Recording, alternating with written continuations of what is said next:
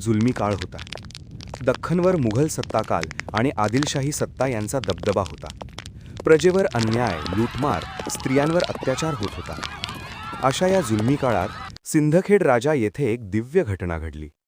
सन 12 जानेवारी 1598 रोजी जिजाबाईंचा जन्म झाला. त्यांचे वडील लखुजी जाधव हे एक पराक्रमी सरदार होते, तर आईचे नाव महालसाबाई होते. जाधव घराणे हे प्रतिष्ठित आणि शूर घराणे मानले जात होते. लहानपणापासूनच जिजाबाईंना रामायण, महाभारत यांसारख्या धार्मिक ग्रंथांच्या कथा ऐकायला मिळत होत्या. या कथांमधून त्यांच्यामध्ये धर्म, न्याय आणि शौर्य यांचे संस्कार रुजले. त्यांच्या मनात अन्यायाविरुद्ध लढण्याची भावना निर्माण झाली.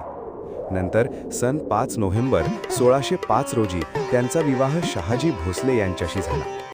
जुलमाच्या त्या काळात जिजाऊंचा जन्म हा केवळ एक घटना नव्हती, तर तो भविष्यातील स्वराज्याच्या स्वप्नाचा पहिला अंक होता. पुढे हीच जिजाऊ एक महान माता बनून एका सिंहासारख्या पुत्राला घडवणार होती, जो अन्यायाच्या अंधाराला चिरून स्वराज्याचा सूर्य उगवेल.